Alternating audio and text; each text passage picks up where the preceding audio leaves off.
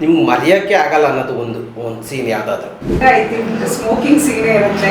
Until proven guilty. ನೀವು smoke ಮಾಡಿದ್ರ real ಆಗಲಿ? ಮಾಡ್ಬೇಕಾಗಿ ಬಂತು. ಫಸ್ಟ್ ಹೇಳಿದ ಕಂಡೀಷನ್ನೇ ಅದು, ನೀವು ಸ್ಮೋಕ್ ಮಾಡಬೇಕು ಅಂತಾನೆ ಹೇಳಿದ್ರು. ನಮಸ್ತೆ, ನಾನು ಸಹನ ಸುಧಾಕರ ಅಂತ. ನಾನು ಹುಟ್ಟು ಬೆಳೆದಿದ್ದೆಲ್ಲ ಬೆಂಗಳೂರಲ್ಲೇ. ಇದೆಲ್ಲ ಮೊದಲನೇ ಸಿನಿಮಾ ಯಥಾಭಾವ. ಸರ್ ನಿಮ್ಮದು? ಗುರು ನಮಸ್ಕಾರ, ನನ್ನ ಹೆಸರು ಶಿವಪ್ರಸಾದ್ ಅಂತ. ಸೊ ನಾನು ಈ ಫಿಲ್ಮಿಂದ ಪವನ್ ಶಿವಶಂಕರ್ ಅಂತ ಇಂಟ್ರೊಡ್ಯೂಸ್ ಆಗ್ತಾ ಇದ್ದೀನಿ. ಆಮೇಲೆ ನನ್ನ ಕನ್ನಡದಲ್ಲಿ ಇದು ಮೊದಲನೇ ಸಿನಿಮಾ. ತೆಲುಗುನಲ್ಲಿ ನಾನು ಸುಮಾರು ಶಾರ್ಟ್ ಫಿಲ್ಮ್ಸ್, ವೆಬ್ ಸೀರೀಸ್ಗಳು ಮಾಡಿದ್ದೀನಿ. ಓಕೆ ಮ್ಯಾಮ್, ನೀವು ಸೆಲೆಕ್ಟ್ ಆಗಬೇಕಾದ್ರೆ ಹೆಂಗೆ ಅಪ್ರೋಚ್ ಬಂತು ಅಂತ ಮ್ಯಾಮ್ ಈ ಮೂವಿಗೆ? ಇದು ಆಡಿಷನ್ಸ್ ಮೂಲಕನೇ ಬಂದಿದ್ದು. ಈ ಥರ ಒಂದು ಮೇನ್ ಲೀಡ್ ಕ್ಯಾರೆಕ್ಟರ್ಗೆ ನೋಡ್ತಿದ್ದಾರೆ ಅಂತ ನನಗೆ ಇನ್ಫಾರ್ಮೇಷನ್ ಬಂತು. ಆಡಿಷನ್ ಕೊಟ್ಟೆ, ಆಡಿಷನಲ್ಲಿ ಸೆಲೆಕ್ಟ್ ಆಗಿದೆ. ಸರ್ ನಿಮ್ಮ ಸೆಲೆಕ್ಷನ್ ಹೆಂಗಾಯ್ತು? ನಂದು ಆಲ್ರೆಡಿ ಸುಮಾರು ಇಂಟರ್ವ್ಯೂಸಲ್ಲಿ ಹೇಳಿದ್ದೀನಿ. ಸೊ ನಾನು ಗೌತಮ್ ಅವರು ಹೈದ್ರಾಬಾದಲ್ಲಿ ಬೇಸಿಕಲಿ ಅವರು ಫಿಲ್ಮ್ ಸ್ಕೂಲಲ್ಲಿ ಓದ್ತಾ ಇದ್ದರು. ಅವರು ಗ್ರ್ಯಾಜುಯೇಷನ್ ಫಿಲ್ಮ್ ಮಾಡಿದ್ರು ಭೂಮಿ ಅಂತ. ಅವರು ಅದಕ್ಕೆ ಎಕ್ಸಿಕ್ಯೂಟಿವ್ ಪ್ರೊಡ್ಯೂಸರ್ ಆಗಿ ಮಾಡಿದ್ರು. ಸೊ ಆ ಫಿಲ್ಮಲ್ಲಿ ನಾನು ಲೀಡಾಗಿ ಮಾಡಿದ್ದೀನಿ. ಅದು ಕನ್ನಡ ಗ್ರ್ಯಾಜುಯೇಷನ್ ಫಿಲ್ಮ್. ಅಲ್ಲಿ ನಮ್ಮ ಬ್ಯಾಂಗ್ಳೂರು ಹುಡುಗರಲ್ಲಿ ಅನ್ನಪೂರ್ಣ ಫಿಲ್ಮ್ ಸ್ಕೂಲಲ್ಲಿ ಓದ್ತಿರೋರು ಫೈನಲ್ ಇಯರ್ ಪ್ರಾಜೆಕ್ಟಲ್ಲಿ ಇದು ಮಾಡಿದ ಫಿಲ್ಮ್ಗೆ ನಾನು ಲೀಡಾಗಿ ಮಾಡಿದ್ದೆ. ಸೊ ಅಲ್ಲಿಂದ ಅವ್ರ ಪರಿಚಯ, ಅಲ್ಲಿಂದ ಅವ್ರನ್ನ ಪಿಕ್ ಮಾಡಿಕೊಂಡ್ರು. ನಿಮ್ಮ ಮನೆಯಲ್ಲಿ ಈ ಮೂವಿಗೆ ಒಪ್ಕೊಂಡ್ರ ಹೆಂಗೆ ಮೇಡಮ್? ಇನಿಷಿಯಲಿ ಒಪ್ಪಲಿಲ್ಲ. ಏನಕ್ಕೆ ಮೂವಿ ಮೆಡಿಕಲ್ ಓದಿ ಅಂತೆಲ್ಲ ಹೇಳಿದ್ರು. ಬಟ್ ಆಮೇಲೆ ನಾನು ಇನ್ಸಿಸ್ಟ್ ಮಾಡಿಲ್ಲ, ನಂಗೆ ತುಂಬ ಇಂಟ್ರೆಸ್ಟ್ ಅಂತ ಹೇಳಿ ನನ್ನ ಪ್ಯಾಷನ್ ಅವರಿಗೆ ಕನ್ವಿನ್ಸ್ ಆದಾಗ ದೆ ಸೈಡ್ ಓಕೆ ಗೋ ಮಾಡ್ತೀವಿ. ಓಕೆ, ಈ ಮೂವಿ ಬರೋಕ್ಕೆ ಏನು ಕಾರಣ ಮೇಡಮ್? ಮೂವಿಗೆ ಬರೋದಕ್ಕೆ ನಂಗೊಂದು ಇಂಟ್ರೆಸ್ಟ್ ಏನಂದರೆ, ವಿಭಿನ್ನ ಪಾತ್ರದಲ್ಲಿ ಅಲ್ಲಿ ಹೋಗಿ ಪಾತ್ರದಲ್ಲಿ ಜೀವ ತುಂಬಬೇಕು, ಅದರಲ್ಲಿ ನಾನು ಒಬ್ಬಳಾಗಿರಬೇಕು. ಸೊ ಈ ಥರ ನನಗಿರೋದು ಒಂದೇ ಜೀವನ, ಇದ್ರಲ್ಲಿ ನಾನಾಗಿರ್ತೀನಿ. ಬಟ್ ಸಿನಿಮಾ ಪಾತ್ರಗಳಂತಂದರೆ ಒಂದೇ ಜೀವನದಲ್ಲಿ ತುಂಬ ಪಾತ್ರಗಳಲ್ಲಿ ನೀವು ಹೋಗಿ ಇದ್ದು ಬರ್ಬೋದು. ಸೊ ಅದು ಒಂದು ಸಿನಿಮಾದಲ್ಲಿ ಒಂದು ಆ್ಯಕ್ಟಿಂಗಲ್ಲಿರೋ ಒಂದು ಬೆಸ್ಟ್ ಫೆಸಿಲಿಟಿ ಅಂತ ಹೇಳ್ಬೋದು. ಅದನ್ನು ನನಗೆ ಲಿವ್ ಮಾಡೋಕ್ಕೆ ಇಷ್ಟ ಆಯಿತು. ಅದಕ್ಕೋಸ್ಕರ ಸಿನಿಮಾ ಚೂಸ್ ಮಾಡಿದೆ. ಸರ್, ನಿಮ್ಮ ಶಾರ್ಟ್ ಮೂವಿಗೂ ಈ ಥರ ದೊಡ್ಡ ಸ್ಕ್ರೀನಲ್ಲಿ ಬರೋದಕ್ಕೂ ಏನು ಡಿಫ್ರೆನ್ಸ್? ಡಿಫ್ರೆನ್ಸ್ ಅಂದರೆ ಆ್ಯಕ್ಟಿಂಗ್ ವೈಸ್ ಡಿಫ್ರೆನ್ಸ್ ಜಾಸ್ತಿ ಏನಿರಲ್ಲ. It's about making. ಸೊ ಅಲ್ಲಿ ಸಣ್ಣ ಕ್ಯಾಮ್ರಾ, ಸಣ್ಣ ಬಜೆಟ್, ನಮ್ಗೆ ಗೊತ್ತಿರೋ ಟೀಮ್ ಇರುತ್ತೆ. Cinema is something very big. ಅಂದರೆ technically it sounds very large. ಆಮೇಲೆ ನಾವು ಕೆಲಸ ಮಾಡುವಂಥ ಎನ್ವಿರಾನ್ಮೆಂಟ್ ಆಗಲಿ ಎಲ್ಲ ತುಂಬ ಡಿಫ್ರೆಂಟ್ ಇರುತ್ತೆ.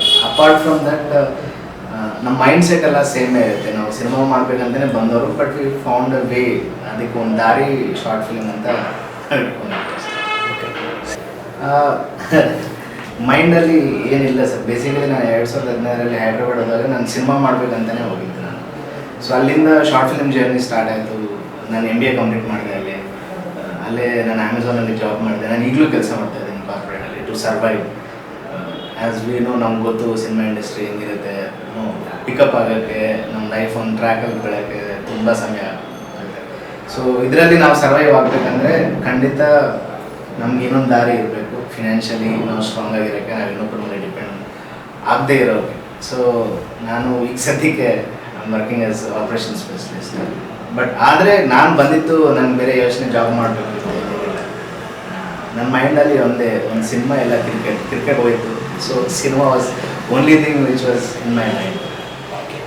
ಮ್ಯಾಮ್, ನಿಮ್ಮ ಪ್ರೊಫೆಷನಲ್ಲೇ ಬೇರೆ. ಸೊ ಇದೀಗ ಬಂದೆ, ಹೇಗೆ ಫೇಸ್ ಮಾಡಿದ್ರಿ ಮ್ಯಾಮ್? ಫೇಸ್ ಮಾಡಿದ್ದು ಅಂತಂದರೆ ಆ ಥರ ಏನು ಬೇರೆ ಫೇಸ್ ಮಾಡಲಿಲ್ಲ. ಇದು ಹೊಸ ಪ್ರಪಂಚ ನನಗೆ. ನಾನು ಯಾವುದೂ ಶಾರ್ಟ್ ಮೂವೀಸ್ ಮಾಡಿಲ್ಲ, ನಾನು ಯಾವುದೂ ಆನ್ ಸ್ಕ್ರೀನ್ ಪ್ರೆಸೆನ್ಸ್ ನಂದು ಯಾವುದೂ ಇಲ್ಲ.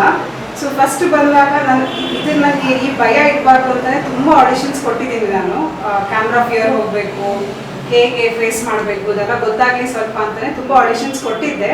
ಅದಾದಮೇಲೆ ನಾನು ಸೆಲೆಕ್ಟ್ ಆಗದಲ್ಲಿ ಕೊಡ್ತಾನೇ ಇರ್ತಿದ್ದೆ, ಸೀರಿಯಲ್ಸು, ಮೂವೀಸು, ಈ ಥರ ಎಲ್ಲ.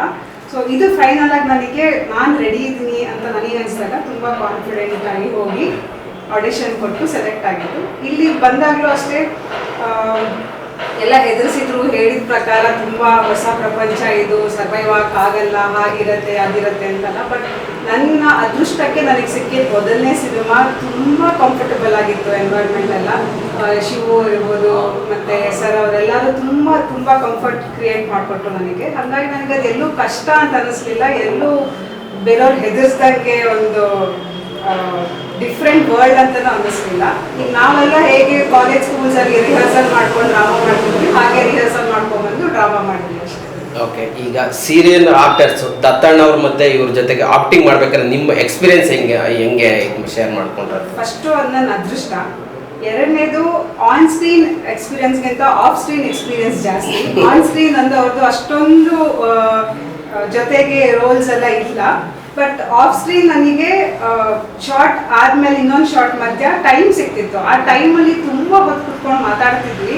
ಅವ್ರು ಎಷ್ಟೊಂದು ಇನ್ಪುಟ್ಸ್ ಕೊಡ್ತಿದ್ರು, ಆ್ಯಕ್ಟಿಂಗ್ ಬಗ್ಗೆ, ಲೈಫ್ ಬಗ್ಗೆ, ಆಮೇಲೆ ಬಿಹೇವಿಯರ್ ಬಗ್ಗೆ, ಡಿಸಿಪ್ಲಿನ್ ಬಗ್ಗೆ ಎಲ್ಲ ತುಂಬಾ ನಮಗೆ ಇನ್ಪುಟ್ಸ್ ಕೊಟ್ಟಿದ್ದಾರೆ ಇಬ್ರಿಗೂ. ಸೊ ಅದರಿಂದ as an actor, as A person ನಮಗೆ ತುಂಬ ಹೆಲ್ಪ್ ಆಗಿದೆ. ಬಟ್ ಆನ್ ಸ್ಕ್ರೀನ್ ನಮ್ದು ಅಷ್ಟೊಂದು ಇವ್ರದಿದೆ, ನಂದು ಅಷ್ಟೊಂದು ಇಲ್ಲ. ಯಥಾ ಬಾಬುಲಿ ಯಾವ ಕ್ಯಾರೆಕ್ಟರ್ ಪ್ಲೇ ಮಾಡಿದ್ದಾರೆ? ನಾನು ಒಂದು ಜರ್ನಲಿಸ್ಟ್ ರೋಲ್ ಮಾಡಿದ್ದೀನಿ, ಸ್ಮಿತಾ ಅಂತ character. So as a journalist ಅವ್ರು ತುಂಬ ಬ್ರೇವ್ ಇರ್ತಾರೆ. ಅದು ಎಲ್ರಿಗೂ ಜರ್ನಲಿಸಮ್ ಅಂತಂದರೆ ಧೈರ್ಯ ಅನ್ನೋದು ಇಂಪಾರ್ಟೆಂಟ್. ಜೊತೆಗೆ ಪರ್ಸ್ನಲ್ ಲೈಫಲ್ಲಿ ತುಂಬ ಇಂಡಿಪೆಂಡೆಂಟ್ ಇರ್ತಾರೆ. ಯಾವುದು ಸರಿ ಯಾವ್ದು ತಪ್ಪು ಅಂತ ಅವಳಿಗೆ ಅನ್ಸುತ್ತೋ ಅದ್ರ ಪ್ರಕಾರನೇ ನಡೀತಾಳೆ. ಸೊ ಈ ಥರ ಒಂದು strong character and male lead ಕ್ಯಾರೆಕ್ಟರ್ಗೆ ಸಪೋರ್ಟಿಂಗ್ ಆಗಿ ಪ್ಯಾರಲ್ ಆಗಿ ಹೋಗುವಂಥ ಕ್ಯಾರೆಕ್ಟರ್. ಸರ್ ನೀವು ಹೇಳಿ, ಯಾವ ಕ್ಯಾರೆಕ್ಟರ್ ಪ್ಲೇ ಮಾಡಿದ್ದೀರಿ? ನಾನು ಶಿವ ಅಂತ ಒಂದು ಕ್ಯಾರೆಕ್ಟರ್ ಪ್ಲೇ ಮಾಡಿದ್ದೀನಿ. ಇದರಲ್ಲಿ ನಾನು ಕ್ಯಾರೆಕ್ಟರ್ ಬಗ್ಗೆ ಏನು ಹೇಳಂಗಿಲ್ಲ. ಈಗ ಸದ್ಯಕ್ಕೆ ಸಿನಿಮಾ ರಿಲೀಸ್ ಆಗಿದೆ, ಇನ್ನು 2 days ಇದೆ ಸರ್. ರಿಲೀಸ್ ಆದಮೇಲೆ ನಾವು ಮತ್ತೆ ಮಾತಾಡುವ. But it's a wonderful character, ಒಂದು ಸಿಂಪಲ್ ಕ್ಯಾರೆಕ್ಟರ್. ಹೆಸರಿಗೆ ಹೀರೋ ಅಂತ ಹೇಳ್ತಾರೆ, ಬಟ್ ಅದು ಇಟ್ಸ್ ಅದು ಹೆಂಗಿರುತ್ತೆ ಅಂದರೆ ನಮ್ಮ ಮನೆ ಪಕ್ಕದಲ್ಲಿ ಒಂದು ಹುಡುಗನ ನೋಡಿದ ಥರ ಇರುತ್ತೆ. ಒಂದು simple character. Simple character, but movie run ಆಗೋದೇ simple. Most of the film ಎಲ್ಲ ಅದು ಒಂದು ಅಂಡರ್ ಡಾಗ್ ಕ್ಯಾರೆಕ್ಟರ್. ನಾವು ಅಂಡರ್ ಪ್ಲೇ ಮಾಡಬೇಕು ಕ್ಯಾರೆಕ್ಟರ್ನ. ನಾವು ಜಾಸ್ತಿ ಒಂದು ಲೈನ್ ಇರುತ್ತೆ, ನನಗಂತೂ ಒಂದು ಲೈನ್ ಇರುತ್ತೆ, ನಾನು ಅದು ದಾಟಿ ಹೋಗಂಗಿಲ್ಲ ಆ್ಯಕ್ಟಿಂಗಲ್ಲಿ, ಆ ಕ್ಯಾರೆಕ್ಟರ್ ಬಿಹೇವಿಯರಲ್ಲಿ. ಸೊ ದಟ್ ವಾಸ್ ಅಂದರೆ ಒಂದು ಸ್ವಲ್ಪ ಚಾಲೆಂಜಿಂಗ್ ಆಗಿತ್ತು, ಬಟ್ ಐ ಎಂಜಾಯ್ಡ್. ತುಂಬ ಸಿಂಪಲ್ ಕ್ಯಾರೆಕ್ಟರ್. ನಾನಂತೂ ತುಂಬ ಈಸಿಯಾಗಿ ಪ್ಲೇ ಮಾಡಿದೆ. ಮೇ ಬಿ ನನಗಿರೋ ಎಕ್ಸ್ಪೀರಿಯನ್ಸ್ ಅದೆಲ್ಲ ಅದಕ್ಕೆ ಹೆಲ್ಪ್ ಆಯಿತು ಅನಿಸುತ್ತೆ. ಸೊ ತುಂಬ ಚೆನ್ನಾಗಿತ್ತು. ಈ ಮೂವಿ ಟೈಟ್ಲ್ ಬಗ್ಗೆ ತುಂಬಾನೇ ನಮಗೂ ಕ್ಯೂರಿಯಾಸಿಟಿ ಇದೆ, ಯಥಾಭವ. ಅದ್ರ ಬಗ್ಗೆ ಏನು ಹೇಳ್ತೀರಾ? ಸೊ ಅದೊಂದು ಟೈಟಲ್ ಬಂದ್ಬಿಟ್ಟು ಅದರಲ್ಲಿ ಒಬ್ಬೊಬ್ರು ಒಂದೊಂದು ಮೀನಿಂಗ್ ಇರ್ತಾರೆ. ಬೇಸಿಕಲಿ ಅದರ ಒರಿಜಿನಲ್ ಮೀನಿಂಗ್ ಬಂದ್ಬಿಟ್ಟು it's a karma. Basically whatever you do it comes back to. ನೀನು ಒಳ್ಳೇದು ಮಾಡಿದ್ರೆ ನೀನು ಒಳ್ಳೇದು ಹಿಂದಕ್ಕೆ ಬರುತ್ತೆ, ನೀನು ಕೆಟ್ಟದ್ದು ಮಾಡಿದ್ರೆ ನೀನು ಕೆಟ್ಟದ್ದು ಹಿಂದಕ್ಕೆ ಬರುತ್ತೆ. So it's that is a concept of that title basically. So ಇಲ್ಲಿರೋ ಕ್ಯಾರೆಕ್ಟರ್ಸ್ನ ರಿಫ್ಲೆಕ್ಟ್ ಮಾಡುತ್ತೆ. ಒಬ್ಬೊಬ್ಬರು ಒಂದೊಂದು ಮಾಡ್ತಾ ಇರ್ತಾರೆ, ಒಬ್ಬರು ಪಾಸಿಟಿವ್ ಮಾಡ್ತಾ ಇರ್ತಾರೆ, ಒಬ್ಬರು ನೆಗೆಟಿವ್ ಮಾಡ್ತಾ ಇರ್ತಾರೆ.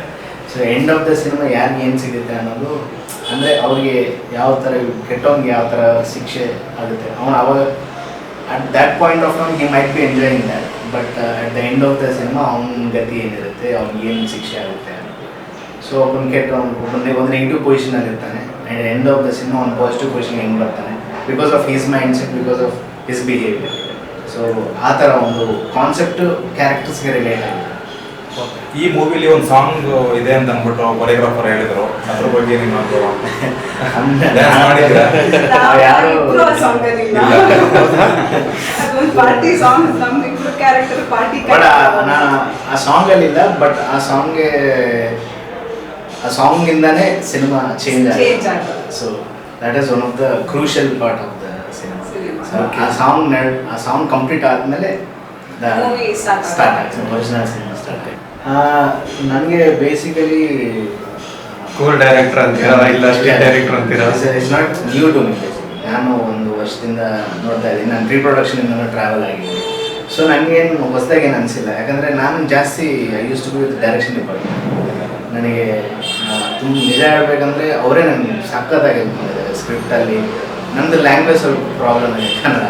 ಸೊ ಬೇಸಿಕಲಿ ಏನಂದರೆ ನಂದು ರಾಯಚೂರು. ಸೊ ನನ್ನ ರಾಯಚೂರು ಸ್ಲ್ಯಾಂಗ್ ಎಲ್ಲ ಸ್ವಲ್ಪ ಹಾರ್ಶ್ ಆಗಿರುತ್ತೆ, ಹೆಂಗೆ ಯಾಕೆ ಹೋಗವ. ಸೊ ನನ್ನ ಸ್ವಲ್ಪ ರಫ್ ಆಗಿರುತ್ತೆ. ಸೊ ಇವ್ರಿಗೆ ಏನಂದರೆ ಸ್ಮೂತಾಗಿ ಬ್ಯಾಂಗ್ಳೂರ್ ಲ್ಯಾಂಗ್ವೇಜ್ ಬೇಕು. ಸೊ ನಮ್ಮ ಕೋ ಡೈರೆಕ್ಟರ್ಸ್ ಆಗಲಿ, ನನ್ನ ಅಸಿಸ್ಟೆಂಟ್ ಡೈರೆಕ್ಟರ್ ವಾಸು, ಸೊ ನನ್ನ ಮೇನ್ ಡೈರೆಕ್ಷನ್ ಟೀಮು, ನಮ್ಮ ಎಡಿಟರ್ಸ್, ಇವರೆಲ್ಲರೂ ಕಾನ್ಸ್ಟೆಂಟಾಗಿ ನನಗೆ ಸೀನ್ ಆದಮೇಲೆ ಒಂದು ಫೀಡ್ಬ್ಯಾಕ್ ಬರ್ತಿತ್ತು. ಸೊ ಇದು ಚೆನ್ನಾಗಿದೆ, ಇದು ಚೆನ್ನಾಗಿಲ್ಲ, ಇದು ಚೆನ್ನಾಗಿದೆ, ಇದು ಚೆನ್ನಾಗಿಲ್ಲ ಅಂತ. So I used to correct that. So ಅವ್ರ ಫೀಡ್ಬ್ಯಾಕ್ ಬೇಸ್ ಮಾಡಿಕೊಂಡು ನೆಕ್ಸ್ಟ್ ಸೀನ್ಗೆ ನಾನು ಏನು ಚೇಂಜ್ ಮಾಡಬೇಕು, ಹೆಂಗೆ ಎಕ್ಸ್ಪ್ರೆಷನ್ ಚೇಂಜ್ ಮಾಡಬೇಕು. ಡೈರೆಕ್ಟರ್ ಸಪೋರ್ಟ್ ತುಂಬ ಇತ್ತು. ಸೊ ಬಟ್ ಅವರು ನನಗೆ ಐ ಮೀನ್ ಅಷ್ಟು ಸ್ಟ್ರಿಕ್ಟ್ ಅಂತ ಏನಿಲ್ಲ. ಆ್ಯಸ್ ನನಗೆ ಮೊದಲಿಂದನೇ ಪರಿಚಯ, so it was bit easy. ಒಂದು ಕೇಕ್ ಹೋಗ್ತಾರೆ ಸ್ಟ್ರಿಕ್ಟ್ ಅನ್ನೋದಕ್ಕಿಂತ ಅವರೇ ತುಂಬಾ ಕಷ್ಟದಲ್ಲಿದ್ರು ಪಾಪ, ಅವ್ರಿಗೆ ಹೆಲ್ತ್ Health ಪ್ರಾಬ್ಲಮ್ಸ್ ಆಗಿತ್ತು ಆ problems. ಟೈಮಿಗೆ. Okay. ಆ ಚಾಲೆಂಜಿಂಗ್ ಸಿಚುವೇಶನ್ ಅಲ್ಲೂ ಅವರು ಬಂದು ಡೈರೆಕ್ಷನ್ ಎಲ್ಲ ಮಾಡ್ತಿದ್ರು. ಸೊ ಅವರು ನಮಗೆ ಸ್ಟ್ರಿಕ್ಟ್ ಆಗೋದ್ರಲ್ಲಿ ಅವರು ಪಾಪ ಅವ್ರನ್ನೇ ಮ್ಯಾನೇಜ್ ಮಾಡ್ಕೊಳ್ಳೋದು ಕಷ್ಟ ಆಗಿತ್ತು. ಸೊ ಹಾಗಾಗಿ ನಮಗೆ ಎಲ್ಲೂ ಸೀರಿಯಸ್ ಸಿಚುವೇಶನ್ ಅಂತ ಏನು ಕ್ರಿಯೇಟ್ ಆಗಿರ್ಲಿಲ್ಲ, ಆರಾಮಾಗೇ ಇತ್ತು, ಎಲ್ಲ ಸಪೋರ್ಟ್ ಚೆನ್ನಾಗಿತ್ತು, ಒಳ್ಳೆ ವಂಡರ್ಫುಲ್ ಎಕ್ಸ್ಪೀರಿಯನ್ಸ್. ನಾನು ಸ್ವಲ್ಪ ಭಯಪಟ್ಟಿದ್ದೆ basically full length role. So ಹೆಂಗೆ ಪ್ಲೇ ಮಾಡಬೇಕು, ಟೀಮ್ ಯಾವ ಥರ, ಬಿಕಾಸ್ ಶಾರ್ಟ್ ಫಿಲಿಮ್ಸಲ್ಲಿ ಕ್ಯಾಮ್ರಾ ಫಿಯರ್ ಇರಲ್ಲ, ಯಾಕಂದರೆ ಸುತ್ತ ಇರೋರು ನನ್ನ ಫ್ರೆಂಡ್ಸು ನಮ್ಗೆ ಗೊತ್ತಿದ್ದಾರೆ. ಬಟ್ ಇಲ್ಲಿ ಒಂದು ಕೋರ್ಟ್ ರೂಮು, ನಾನು ನಿಂತಾಗ ನನ್ನ ಸುತ್ತ ಒಂದು 3-4 ಜನ ಜೂನಿಯರ್ ಆರ್ಟಿಸ್ಟ್ಗಳು, ದೊಡ್ಡ ಸೀನಿಯರ್ ಆರ್ಟಿಸ್ಟ್. ಸೊ ಅಲ್ಲಿ ಒಂದು ಸ್ವಲ್ಪ ಲಾಸ್ಟ್ ಕ್ಲೈಮ್ಯಾಕ್ಸಲ್ಲಿ ಒಂದು ಸೀನ್ ಇತ್ತು, ಅದೊಂದು ಮೊನೋಲಾಗ್ ಇತ್ತು, ಒಂದು 1.5-2 ಪೇಜ್. ಸೊ ಅಲ್ಲಿ ಸ್ವಲ್ಪ ಸ್ಟ್ರಕ್ ಆದೆ. ಅಲ್ಲಿ ಒಂದು I took more than 12-13 minutes. ಅದು ಬಿಟ್ಟರೆ ಡೈರೆಕ್ಟ್ರು ನನಗೆಲ್ಲೂ ಕಂಪ್ಲೇಂಟ್ ಹೇಳಿಲ್ಲ. ಒಂದು ನನ್ನ ಲ್ಯಾಂಗ್ವೇಜಸ್ ಅಲ್ಲಿ ಒಂದು ಅವ್ರಿಗೆ ತುಂಬ ಕಂಪ್ಲೇಂಟ್ಸ್ ಇದ್ವು, ನಾನು ಸರಿಯಾಗಿ ಪ್ರೊನೌನ್ಸ್ ಮಾಡ್ತಾ ಇಲ್ಲ ಅಂತ. ಬಟ್ ಏನು ಮಾಡೋಕ್ಕಾಗಲಿಲ್ಲ. ನಾನು ಆದಷ್ಟು ಟ್ರೈ ಮಾಡಿದೆ, ನಾನು ಕಲಿತೆ. I try to adapt the Bangalore ಸ್ಲ್ಯಾಂಗ್ನ ಸ್ವಲ್ಪ ಅಡಾಪ್ಟ್ ಮಾಡ್ಕೊಳ್ಳೋಕ್ಕೆ ಟ್ರೈ ಮಾಡಿದೆ. Mostly maximum I on track. Apart from that very good. Okay ma'am, ನಿಮ್ಮದು ಫಸ್ಟ್ ಮೂವಿ ಆಗಿರೋದ್ರಿಂದ ನಿಮ್ಗೆ ಮರೆಯೋಕ್ಕೆ ಆಗಲ್ಲ ಅನ್ನೋದು ಒಂದು ಸೀನ್ ಯಾವುದಾದ್ರು? ಸೊ ನಾನು ಇದೇನು ಮರೆಯಕ್ಕಾಗಲ್ಲ ಅಂದರೆ ಐ ಥಿಂಕ್ ಸ್ಮೋಕಿಂಗ್ ಸೀನೇ ಇರುತ್ತೆ. ನೀವು ಎಕ್ಸ್ಪೆಕ್ಟ್ ಮಾಡಿದ್ರ ರಿಯಲಿ ಆಗಲಿ? ಮಾಡ್ಬೇಕಾಗಿ ಬಂತು. ಅವ್ರು ಫಸ್ಟ್ ಹೇಳಿದ ಕಂಡೀಷನ್ನೇ ಅದು, ನೀವು ಸ್ಮೋಕ್ ಮಾಡಬೇಕು ಅಂತಲೇ ಹೇಳಿದರು. ಸೊ ಕ್ಯಾರೆಕ್ಟರ್ ನರೇಟ್ ಮಾಡಬೇಕಾದ್ರೇ ಇಲ್ಲೆಲ್ಲ ಓಕೆ, ಸ್ಮೋಕಿಂಗ್ ಕಲಿಲೇಬೇಕು ಅಂದರು. ಸೊ ಸ್ಮೋಕಿಂಗಿಗೋಸ್ಕರ ಸಪ್ರೇಟ್ ವರ್ಕ್ಶಾಪ್ ಇತ್ತು. ಸ್ಮೋಕಿಂಗ್ ಕಲಿತು ಸ್ಮೋಕ್ ಮಾಡಿದ್ದು ಅದೊಂದು ಸ್ವಲ್ಪ ಟ್ರಿಕ್ಕಿ ಇತ್ತು ನನಗೆ, ಅಷ್ಟೇ ಬಿಟ್ಟರೆ ಇನ್ನೆಲ್ಲ ಆಲ್ಮೋಸ್ಟ್ ಡೈಲಾಗ್ಸ್ ಎಲ್ಲ ಬೈ ಹಾರ್ಟ್ ಆಗೋಗಿತ್ತು. ಒಂದು 2-3 ಸಲ ವರ್ಕ್ಶಾಪ್ ಮಾಡಿದ್ರು. ಸೊ ಡೈಲಾಗ್ಸ್ ಎಲ್ಲ ಫುಲ್ ಬೈ ಹಾರ್ಟ್ ಆಗಿತ್ತು. ಸ್ಮೋಕಿಂಗ್ ಮಾತ್ರ ಒಂದು ಸ್ವಲ್ಪ ಕೈ ನಡೀತಿತ್ತು. ಆ ಟೇಕ್ ಒಂದು ಸ್ವಲ್ಪ ಚೇಂಜ್ ಆಗಿರುತ್ತೆ.